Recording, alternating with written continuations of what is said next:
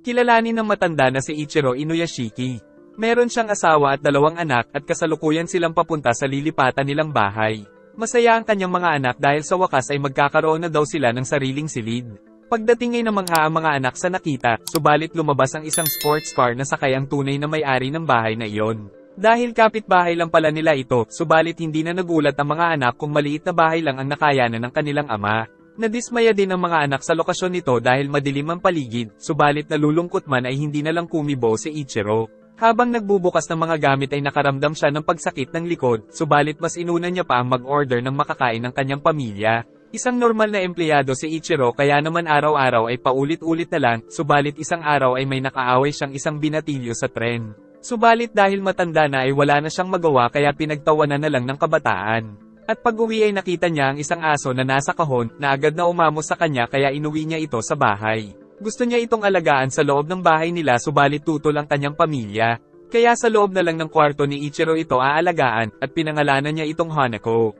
Nagpa-check up si Ichiro nang sabihin ng doktor na matandang-matanda na ang itsura ng lalaki sa edad nitong 58 years old. Tapos nalaman pa niyang meron siyang stomach cancer kaya 3 buwan na lang daw ang itatagal niya. Dahil dito ay sinubukan niyang tawagan si Marie para sabihing may sakit siya pero ayaw nitong sagutin ang tawag niya.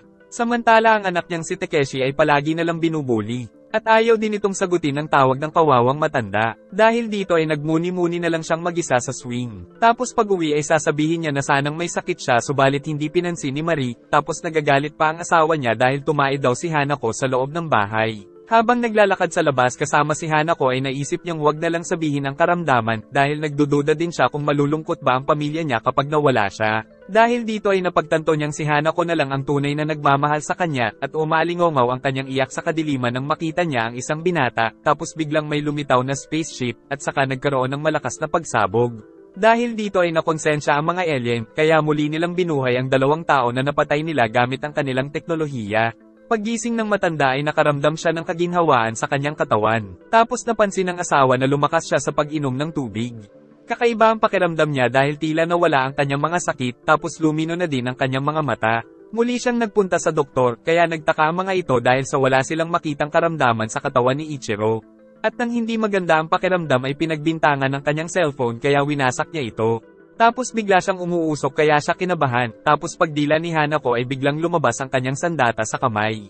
At nailabas ng kanyang kamay ang kinain niya kahapon. Dahil dito ay napaisip ang matanda kung ano ang nangyari sa kanya. Kaya hinanap niya ang buton sa katawan at napabukas ang kanyang ulo subalit wala siyang alam sa nangyayari. Tapos maging ang mga braso ay lumabas ang mga sandata. Muli siyang bumalik sa lugar ng pinangyarihan kagabi nang maalala niya ang binata na nandoon din kagabi. Nais niyang makita ang binata para malaman kung pareho sila nito ng nararanasan ngayon. At pagpindot niya ng buton sa tenga ay narinig ang lahat ng mga tao sa paligid. Kaya narinig niya rin na merong masamang balak ang isang grupo ng kabataan sa isang pulubi. Nagmakaawa ang matanda na huwag siyang papatayin, subalit pinaputokan siya ng mga ito ng napakaraming paputok. Kaya nagpunta si Ichiro para turuan ng leksyon ang kabataan. At kahit napuntiryahin siya ng mga paputok ay hindi ito alintana, kaya pinaghahampas siya ng baseball bat ng mga siraulo. Hanggang sa paluin siya sa ulo at inakala na patay na si Ichiro. Kaya isusunod na nila ang isa pang matanda, subalit may lumabas na kamera sa batok ni Ichiro. Saka bumuka ang likod niya, at lumabas ang napakaraming mga missile para takutin ang mga siraulong kabataan. Pagkatapos ay nagtakbuhan ng mga ito dahil sa nangyari. Saka in-upload ni Ichiro ang video sa internet at ipinalabas sa lahat ng mga device sa buong Japan, kaya naman nakilala ang mga pasaway na kabataan. Dahil dito ay nawala na sila ng pag-asa sa career pagkatapos nilang makagraduate. Samantala si Ichiro ay uminom ng maraming tubig para makarecover. At labis na nagpasalamat sa kanya ang matanda na iniligtas. Dahil dito ay napagtanto ni Ichiro na ang bago niyang rason para mabuhay ay ang magligtas ng buhay ng mga tao. Pinag-uusapan ng 2 lalaki si Marie dahil sa maganda daw ito ay ayos lang kahit masama ang ugali. Subalit ayaw daw ni Hiro ng babaeng maganda lang ang panlabas na anyo, kaya mas gusto niya daw si Nami. Tapos napansin pa niyang hindi pumasok si Choco dahil umano sa nabugbog na naman ito kahapon ng mga bully. Pag-uwi ay dumalaw si Hiro sa kaibigang si Choco kung saan nagkwentuhan sila tungkol sa mga paborito nilang manga. Saka ipinakita ni Hiro na hindi na siya isang tao, kundi isang machine. Natakot si Choco, subalit na-intriga din siya kung anong tricks ang ginawa ng kaibigan para magawa ito. Kaya ipinakita ni Hiro na may kakayahan daw siyang barilin ng isang uwak gamit lang ang kanyang daliri. Ngunit walang tinamaan kaya inakala ni Choco na nagbibiro lang ang kaibigan. Subalit sa pangalawang pagkakataon ay tinamaan na nito ang uwak. Nagpunta din sila sa isang department store para ipakita na nakokontrol din ni Hiro maging ang mga gadgets. Pagkatapos ay ipinakita pa ni Hiro sa kaibigan ng pambihirang kakayahan na makontrol ang mga sasakyan, kaya nagkaroon ng karambola ng mga sasakyan sa harapan nila. Kaya dito na napagtanto ni Choco na hindi isang magic tricks ang ginagawa ng kaibigan dahil naging isang mapaminsalang robot talaga ang katawan ni Hiro. Subalit sa kabila nito ay nasa katinoan pa rin ang pag-iisip niya kaya hindi daw niya sasaktan ng kaibigan. Kaya iminungkahi ni Choco na maging isang bayani si Hiro, subalit ayaw ng kaibigan. Sa halip ay sinabi ni Hiro na papatayin niya ang mga taong mambubuli kay Choco. Subalit pag-alis ni Hiro ay hindi pa rin makapaniwala si Choco sa mga nangyayari. Bago umuwi si Hiro ay pumili muna siya ng bahay na papasukin. At walang awa niyang pinatay ang isang babae. Pagkatapos ay tinadtad niya pa ito kahit patay na. Pumasok siya sa banyo at nakita ang mag-ama. Pinagbantaan niya ito na papatayin gamit ang kamay subalit hindi ito naniwala, kaya binaril nito ang gilid ng kanyang tenga. Kaya pinrotektahan na lang niya ang anak ngunit hindi pa rin siya pinatawad ni Hiro hanggang sa madaganan ng lalaki ang anak niya at malunod ito. Pagkatapos ay nakaramdam si Hiro ng kaginhawaan. Dumating din ang anak nilang babae at nang makita ang nakabulagta niyang ina ay wala nang nagawa ang dalaga kundi ang umiyak. Inalok niya ng pera si Hiro para hindi siya patayin subalit hindi interesado si Hiro. Sa halip ay tinanong niya kung ano ang paboritong manga ng dalaga. Nang sabihin itong One Piece ay natuwa si Hiro, subalit dahil naiiyak ang dalaga ay hindi sila makapag-usap ng maayos tungkol sa One Piece. Kaya naman sinugat nito ang palad ng dalaga, samantala narinig ni Ichiro ang paghingi nito ng tulong. Kaya agad na lumabas ang matanda para iligtas ang dalaga. Nagawa ng dalaga na makatakbo mula sa killer, subalit naipit sa traffic si Ichiro, kung saan rinig niya na pinatay na ni Hiro ang dalaga. Pagdating niya ay napaiyak si Ichiro sa nakitang karumal-dumal na pagpatay sa isang pamilya, subalit nandoon pa pala si Hiro. At pagkabaril ay tumalsik si Ichiro pero walang dugo. Kaya nang aalis na sana si Hiro ay nagulat siyang muling bumangon ang matanda. Kaya agad na lumipad si Hiro para tumakas at dito ay napagtanto na ni Ichiro na pareho silang naging robot ng binata. Kinabukasan ay nagsisisi pa rin si Ichiro dahil hindi niya nailigtas ang isang pamilya lalo na nang makita niya ito sa balita. Magkasamang nagbabasa ng manga ang magkaibigan ng aksidenteng nahiwa si Choco ng papel. Kaya hinawakan ito ni Hiro dahil may kakayahan din pala siyang magpagaling. Pati na rin ang mga sakit na tulad ng cancer. Isang gabi ay sumingit ang mga siga sa pila ng taxi at nang magreklamo ang isang nasa pila ay pinagtripa nila ito. Dinala nila ito sa isang eskinita kung saan nais nila itong gawing punching bag. Handa daw magbayad sa kanila ang lalaki, subalit nais talaga siyang patayin ng mga ito. Kaya naman iyak na nang iyak ang lalaki nang dumating si Ichiro at sinabing siya na daw ang bahala sa mga siraulo. Subalit pinagtawanan lang ng mga ito si Tatang. Ngunit nang masuntok ang isa sa kanila ay hindi na ito nakabangon pa. Kaya naman isa-isang sumugod ang mga siraulo kay Ichiro, subalit isa-isa din silang pinabagsak ng matanda. Kaya naman labis ang pagpapasalamat ng lalaki na iniligtas niya. At bago siya umuwi ay narinig niyang may nangangailangan na naman ng tulong. Na nakita niya sa mapa ang eksaktong lokasyon subalit napakalayo.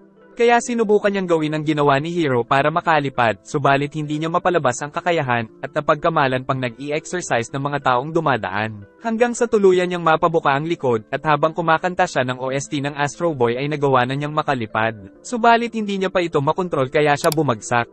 Ngunit sa pangalawang pagkakataon ay hindi siya makapaniwalang nagagawa na niyang makalipad. Pero hindi pa siya sanay sa paglipad kaya muntik nang tumama sa eroplano, ngunit tagumpay naman siyang nakarating sa ililigtas niya. At tagumpay din niya na nailigtas ang mga tao sa nasusunog na bahay. Saka sinabi na wag na siyang ikwento sa mga pulis. Kaya habang pauwi ay masaya si Ichiro dahil nakapagligtas siya ng mga tao. Hanggang ngayon ay niyayaya pa rin ni Hiro si Choco na pumasok sa school, kaya sabay silang pumasok. Pero sa school ay binubuli pa rin siya ng mga kaklase. Kaya naman ipinagtanggol siya ni Hiro. Subalit pati si Hiro ay pinagtripa ng mga bully. Ngunit dahil isa na siyang robot ay pinisil ng binata ang kamay nito hanggang sa umiyak na at tulo-uhog ng siraulong bully. Pero pinapapunta pa rin sila ng mga ito sa rooftop.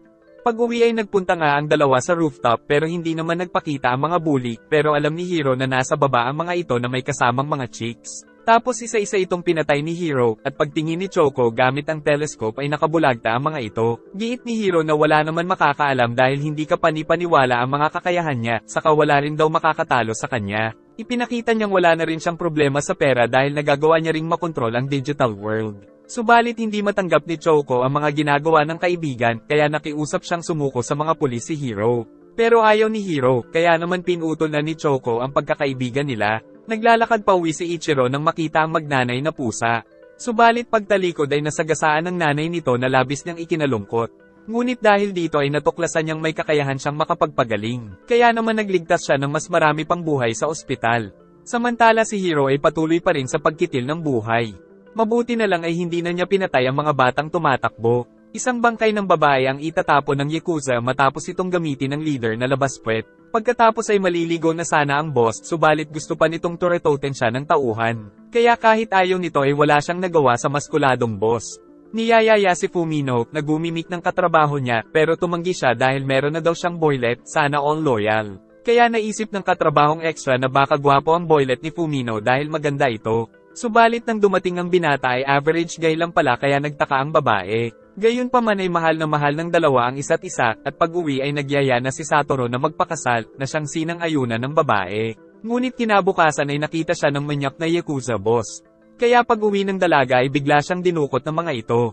Nang magising siya ay nasa isang gusali, tapos nakitang tinurukan din siya ng droga. Dumating si Manyak para bulatlatin ang dalaga, subalit pumalag ito kaya nakatakbo at nakakuha ng samurai. Ngunit lalong nanabik si Boy Manyak dahil gusto niya daw ng pumapalag. Pero kalaunan ay tinamaan siya sa pulso, kaya agad siyang inisikaso ng mga bata niya kaya nakatakas naman si Fumino. Naisip ni Satoru na may mali, ngunit nakauwi na si Fumino sa kanito kinwento kung ano ang nangyari. Tapos nakatanggap sila ng mensahe na papatayin sila pag tumawag sa pulis. Ilang minuto ay agad na nakarating at nakapasok sa bahay nila ang Yakuza, kung saan sinabi ni Boy Capre na papalakpakin niya ang dalaga hanggat gusto niya. Nakiusap si Satoru na magbabayad na lang ng sapat na salapi, subalit walang pakialam ang Yakuza sa pera niya. Saka siya sinakal hanggang sa bumula ang bibig at mawala ng malay, nang biglang tumalsik ang kasama nila. Dahil dumating pala doon si Tatang para iligtas sila. Pinagtulungan nila si Ichiro subalit wala silang laban sa robot niyang katawan. Tinuhad siya ni Capre subalit nayakap niya ito, at nang nasasaktan na si Boy Manyak ay pinagbabaril niya ang matanda hanggang sa mawala ng malay. Nagising si Ichiro subalit wala na doon ang Yakuza, saka nakitang patay na si Satoru. Ngunit hindi pumayag ang matanda, kaya ibinigay niya ang lahat para mabuhay ito. Samantala nasa isang meeting ng mga boss si Boy Capre nang muling nagkamalay si Satoru. Iyak nang iyak ang binata dahil wala daw silang laban sa mga Yakuza, kaya tumawag si Ichiro at sinabi kay Capre na magpupunta daw siya at puputulan ng pototoy ng mga Manyak. Lumipad na ang matanda, saka naglanding sa loob. Tapos binanata ng mga bantay hanggang sa makarating sa mga boss. Nagtuos ang dalawa, subalit pinagbabaril lang siya ng boss. Subalit muli siyang bumangon kaya nagsuntukan silang dalawa kaya bumalentong ang Manyak na boss. Subalit kahit nakahiga na ay nagbabanta pa rin ito nang dumating ang mga kasama at pinagraratrat ang katawan ng bidang matanda. Ngunit biglang lumabas ang mga sandata ni Ichiro, pagkatapos ay nag-autopilot siya at pinagbabaril ang lahat ng mga mata ng mga masasamang Yakuza. Paggising niya ay nakitang buhay pa naman ang ilan, subalit mga bulag at pilay na ang mga ito bilang parusa sa kanila ni Ichiro. Pagkatapos ay pinuntahan niya si Fumino para sabihing buhay pa ang kinakasama niya. Pagkatapos ay lumipad sila para agad na makauwi ang dalaga sa kanyang minamahal na si Satoru. Kinabukasan nakita ni Choco sa balita ang nangyari sa Yakuza, kaya inisip niya na baka si Hiro ang may kagagawa nito. At pagpasok sa school ay usap-usapan naman na sila Choco at Hiro daw ang pumatay sa apat nilang kaklase. Pag-uwi ay nag-search si Choco tungkol sa mga krimen na ginawa ni Hiro, subalit ang nakita niya ay ang mga pasyenteng himalang gumagaling, kaya naisip niyang baka may iba pang katulad ni Hiro. Kaya nagpasya siyang hanapin kung sino man iyon para tulungan siyang pigilan si Hiro. Saka naalala niya na sinabi ni Hiro na napakalakas ng pandinig nito, kaya nagkunwari siyang nangangailangan ng tulong. Hanggang sa dumating sa labas si Ichiro, kaya hiningi ni Choco ang tulong ng matanda para mapigilan ang kaibigan. Ngunit matagal na talagang hinahanap ni Ichiro si Hiro. Saka nakumpirma din ni Choco na ang mga himala at pagliligtas na nagaganap ay si Ichiro ang may gawa. At pagkatapos mag-usap ay umuwi na ang matanda. Sa kabila ng mga nababalitaan ay ipinagtapat pa rin ni Shian ang nararamdaman kay Hiro, subalit nagpasalamat lang ang binata saka umalis. At pagpunta ni Hiro sa bahay ng tatay niya ay nagdiwang ng kaarawan ng kanyang stepbrother, pagkatapos ay nanood sila ng movie. At pag-uwi ay sinabi ni Hiro sa nanay niya na masaya daw ang tatay niya sa pamilya nito. Samantala lumilipad sila Ichiro at Choco, nang malaman ni Choco na anak pala ni Ichiro ang kaklase niyang si Marie. Saka nagpunta sila sa abandonadong lote para praktisin ang mga kakayahan ng matandang robot. Nabuksan naman ni Ichiro ang kanyang sandata sa kamay, kung saan nakatira siya ng mga missile na labis na mapaminsala. Ipinagtapat ng nanay ni Hiro na may sakit daw siya na pancreatic cancer, at isang buwan na lang ang taning na ibinigay sa kanya ng mga doktor. Kaya ibinili niya na daw ang pag-aaral ni Hiro sa tatay nito kung sakaling mamatay na siya. Subalit sa totoo lang ay ayaw talagang mamatay ng kanyang ina kaya pinagaling ito ng anak. Kinabukasan ay tumawag ang nanay ni Hiro dahil himala daw na wala na siyang sakit. Kaya pag-uwi ng binata ay masayang-masaya sila. Saka may good news pa si Hiro dahil meron daw silang 3 million yen na kinita niya sa trading, kaya makakalipat na sila sa magandang apartment. Nag-aalala naman ang nanay niya, subalit pinagre-resign pa siya ng anak sa trabaho dahil si Hiro na daw ang bahala sa kanila. Magkasama muli ang dalawa sa ospital para magpagaling ng mga pasyenteng kritikal ang kondisyon. At habang pinapanood si Ichiro ay napapaiyak sa kaligayahan si Choco. Dahil kalaunan ay bumangon na ang batang kritikal ang kondisyon. Laging nasa headline ng mga balita ang mga pagpatay na ginagawa ni Hiro subalit hindi pa rin alam ng otoridad na siya ang salarin. At dito ay labis na namuhi ang kanyang ina sa killer. Kaya natanong ni Hiro na paano kung siya ang killer. At ang sagot ng ina ay magpapakamatay daw siya kasama si Hiro kung siya ang killer. Usap-usapan na sa school ang mga pagpatay, subalit si Choco lang ang nakakaalam na kagagawa nito ng dati niyang kaibigan. Kaya bago matulog si Hiro ay nangako siyang hindi na siya kikitil pa ng buhay.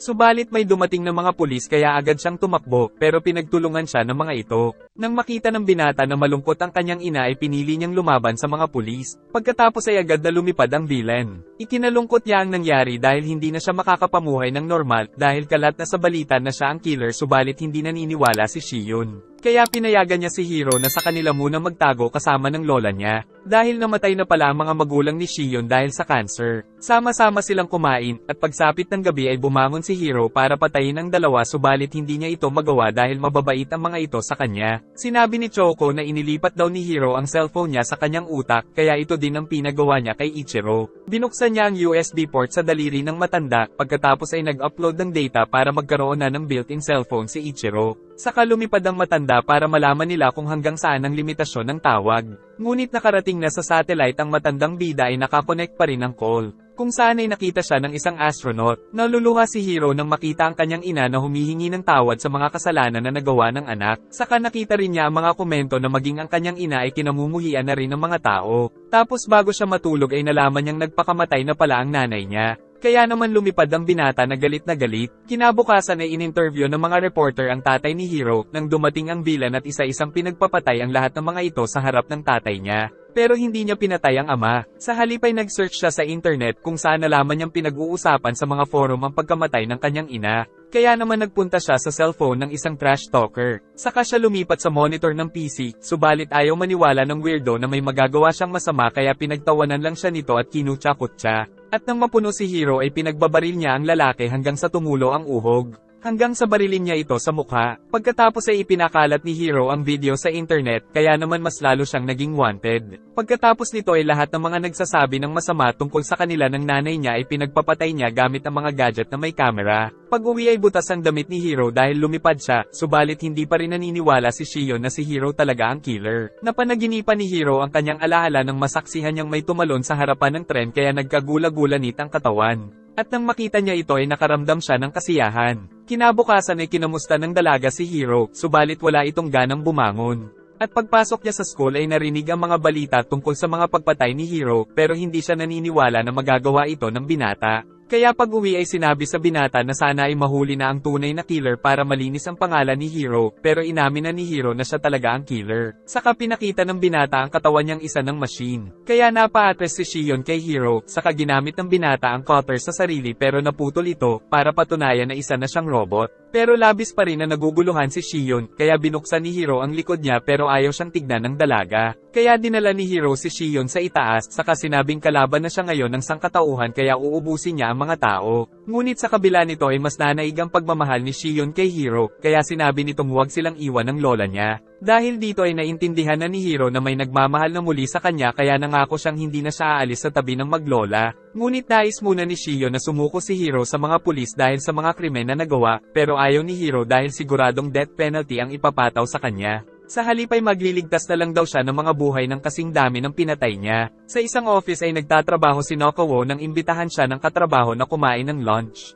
Nagkaroon daw ng cancer ang babae, ngunit hindi na siya magpapa-opera dahil huli na ang lahat. Kaya naman mamamatay daw siya ng mag-isa dahil wala din siyang sariling pamilya. Sinubukan ng katrabaho na pag-aani ng loob ni Nokowo, subalit matindi talaga ang pinagdadaanan nito kaya binigyan niya na lang ng panyo. Malungkot siya na nagpunta sa grocery, tapos pagdating sa tren ay nagbalak siyang magpakamatay, subalit hindi niya nagawa dahil nais niya pa talagang mabuhay. At habang naglalakad siya pauwi ay nakita ang isang post sa Twitter na nagpapagaling daw ng mga may malubhang sakit. Dahil wala na siyang malapitan ay nagbaka sakali ang babae nang dumating si Hiro para gamutin siya at sa ilang sandali ay sinabi ng binata na wala na daw siyang sakit. Kaya kinabukasan ay ibang-iba na ang itsura ni Nakawo dahil gumaling na ito. Samantala nagpatuloy sa pagtulong si Hiro sa mga taong may sakit para pagbayaran ang mga kasalanan nito. Labis na natuwa si Shion dahil marami daw ang nagpapasalamat sa mga napagaling nila. Nagdaan ang mga araw na ganito lagi ang ginagawa nila at isang gabi ay lumipad ang dalawa sa himpapawid sa ilalim ng bilog na buwan. Kung saan nangako si Hiro na iingatan niya si Shion magpakailanman. Subalit ng gabi din iyon habang natutulog na sila ay dumating ang mga SWAT. Agad na nakita si Shion ng mga ito, kaya isinigaw niya kay Hiro na tumakbo, ngunit tinagtad na nila ng walang humpay ang binata. Saka nakitang tinamaan din maging si Shion, kaya pinilit ni Hiro na isa-isa silang mapatumba.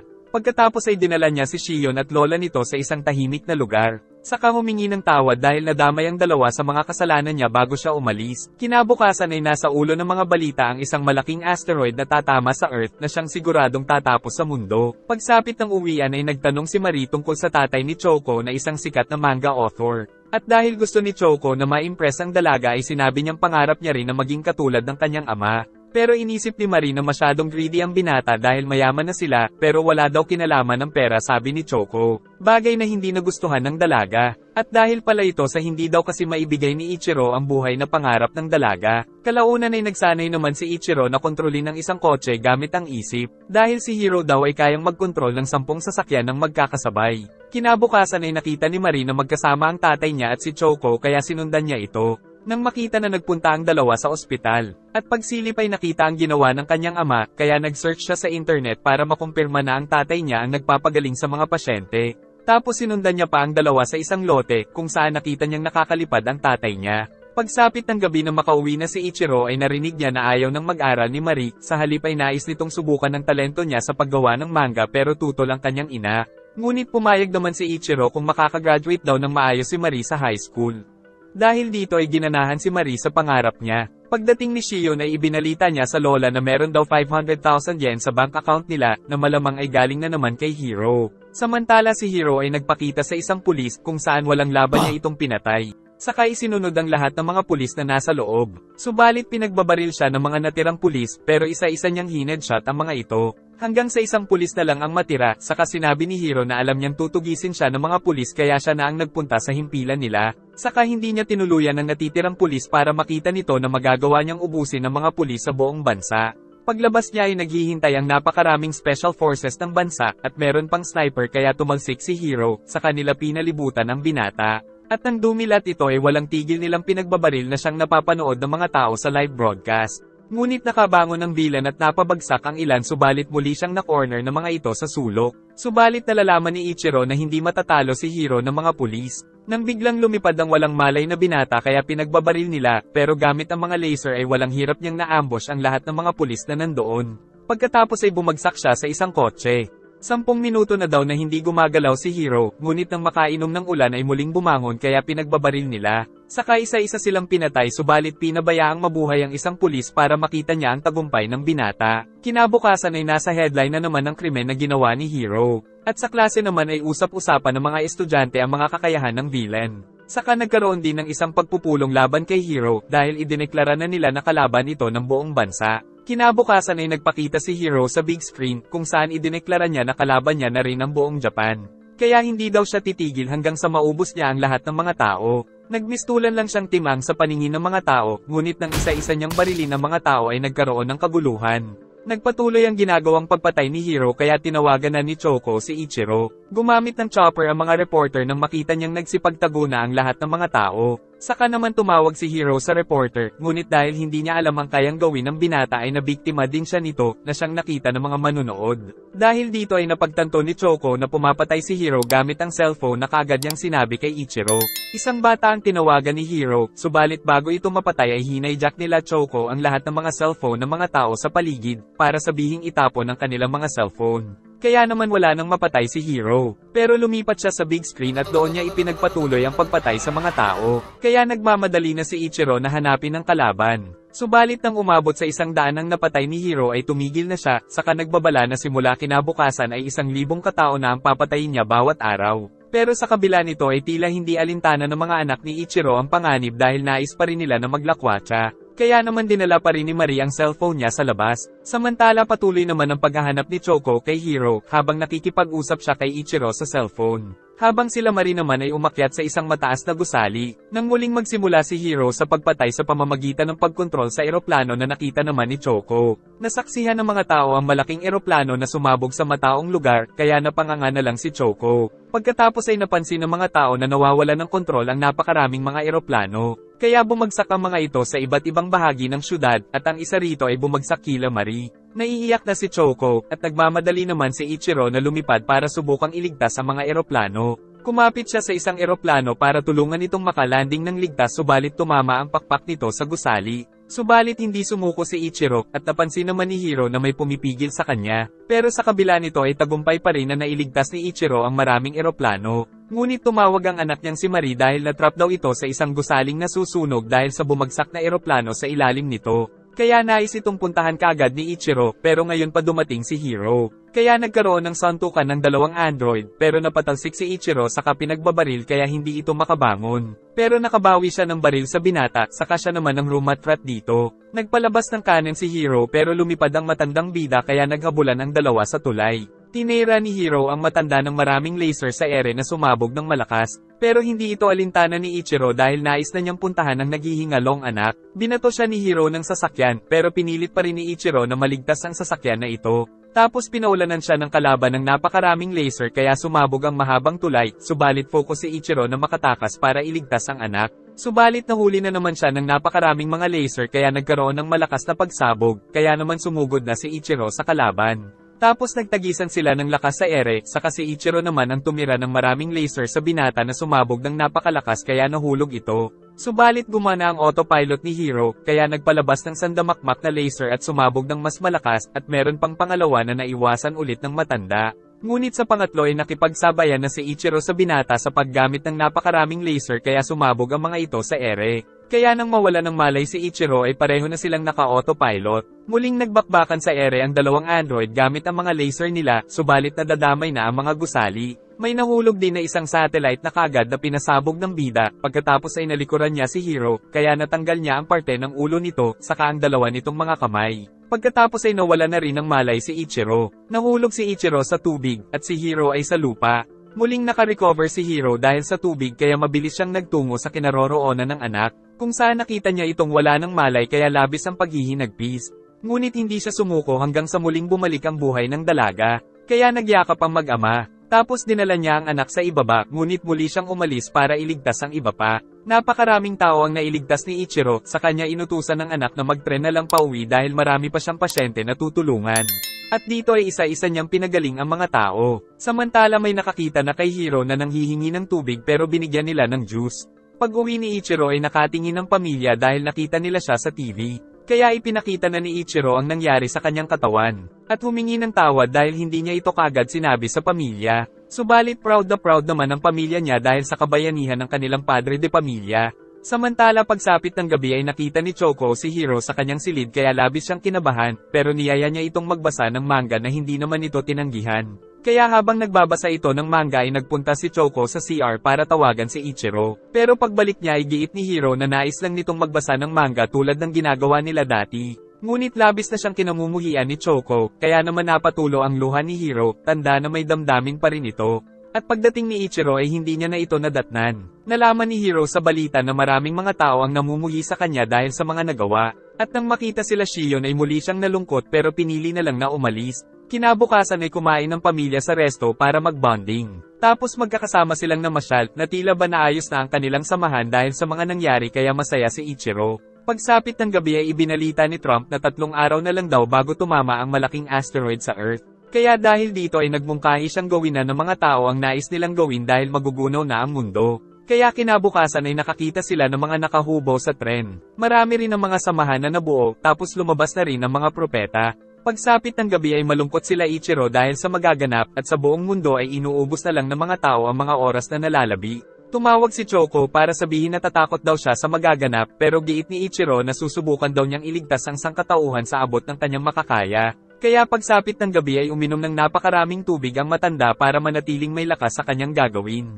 Subalit nakita siya ng kanyang anak na si Marie na pinipigilan siya sa nais niyang gawin. Ngunit nangako si Ichiro na magbabalik siya sa pamilya bago siya umalis. Lumipad ng napakataas ang bida hanggang sa makarating sa asteroid, saka sinubukan itong pasabugin subalit walang epekto sa napakalaking bato. Kaya giit ni Choco na umuwi na lang siya at ubusin ang natitirang oras sa pamilya, pero ayaw pa rin sumuko ni Ichiro. Muli niya itong pinasabog gamit ang mga laser subalit wala talaga siyang magawa. Kaya napaluhod na lang dahil hindi na sapat ang kapangyarihang taglay niya. Nang makita niya na nagpunta din doon si Hiro, subalit nais pala nitong tumulong dahil may mga tao din daw siyang minamahal na nasa Earth. Subalit para magawa daw ito ng binata ay kailangan niyang mag-self-destruct. Narinig ni Choco ang usapan nila, kaya labis siyang namangha sa katapangan ng kanyang kaibigan. At dahil wala ng mga kamay si Hiro ay si Ichiro ang pumindot sa mata nito para ma-activate ang self-destruct. Tuluyan nang sumabog si Hiro kaya nakita ng mga tao sa Earth ang malakas na liwanag. Subalit hindi pa rin ito sapat para mabago ang direksyon ng asteroid. Kaya naman nagpasya na lang din si Ichiro na ialay din ang kanyang buhay. Pinindot niya ang kanyang mga mata upang mag-self-destruct, saka nag-flashback sa kanya ang mga alaala ng kanyang pamilya saka siya tuluyang sumabog.